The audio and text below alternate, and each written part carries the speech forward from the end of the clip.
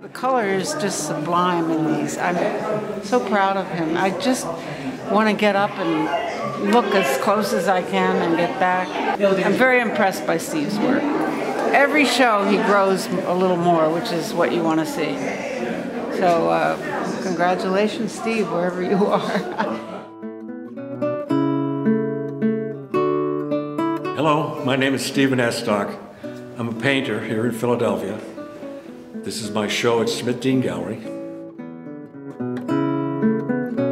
I think of artists like Murray Desner and Warren Rohr that do the color field painting. Do you see yourself in that tradition? Yes, I do very much consider myself a color field painter. The first painter who was a big influence on me was Nicholas de Stael. I consider him a colored field painter. And after looking at de Stael for a long time, I discovered the painter Richard Diebenkorn, who was a huge influence on me. Diebenkorn, I also consider him a colored field painter, especially with those Ocean Park paintings. I've thought about it when I'm in the studio working, and I think about how, let's say, a small red painting might look very nice at this small size. But if you were to make this huge red painting, that just like takes over everything. It really blows you away. I just love seeing a big field of color.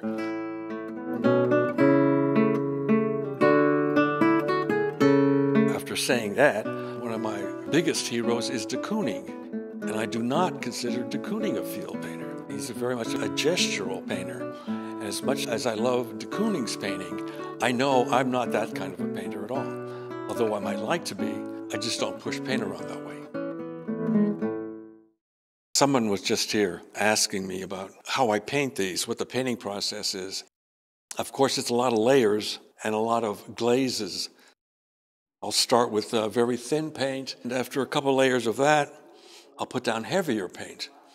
Usually I'm working with a painting knife when I'm putting down the heavier paint, and then I'll still put glazes after it's dried. And I still might put heavy paint down after I've been glazing. So there's a lot of layers that go into these. I sand areas, and I'll also take a rag and wipe things out. And I also take turpentine and scrub out areas. Sometimes I feel like I'm spending more time taking color off the canvas than I am putting it on the canvas. But then I also like that. I like color that has been washed out.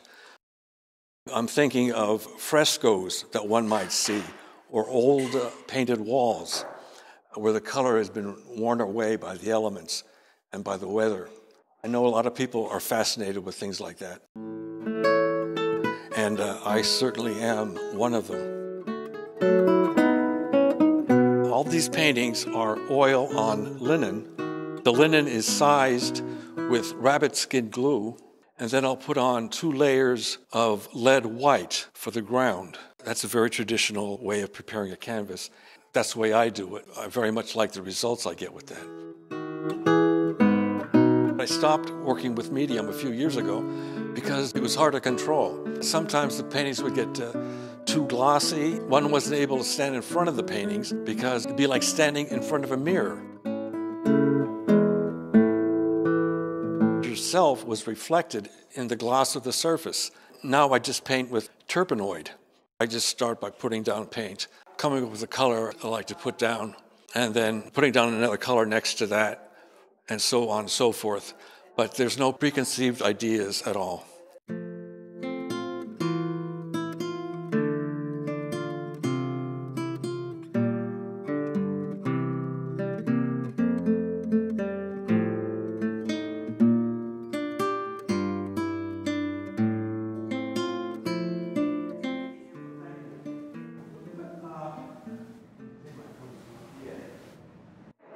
Raina Bush. I'm a former co-worker of Steve, and I think his work is awesome.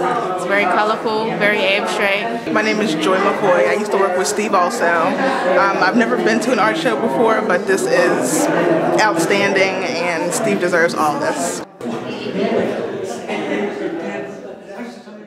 I definitely feel that one learns most everything from those paintings that are not successful. Those paintings that I wind up trashing and taking off the stretchers and throwing out, I feel like I've learned much more from those than from those paintings that seem to go perfectly fine, no problems.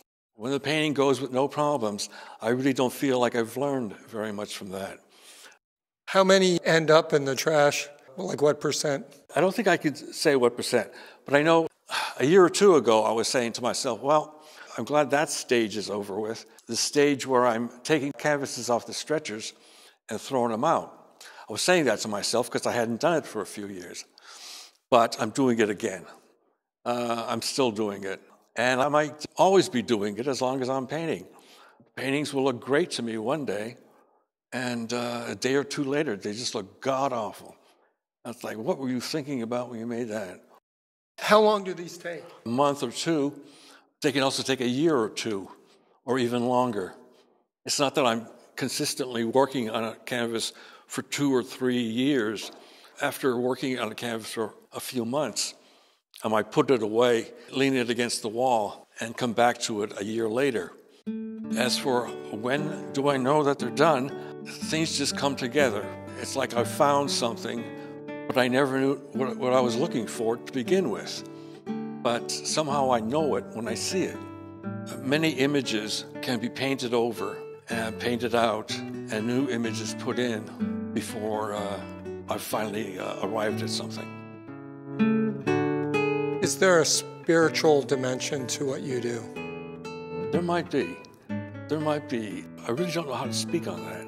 You know, when you're locked up in your studio, and you're locked in your room all by yourself day after day, week after week, and month after month, all kinds of things are running through your head. You're not just thinking about that particular painting you're working on. You're thinking of all kinds of things. Things that have happened to you, things you've said in the past, and spiritual things also come to mind.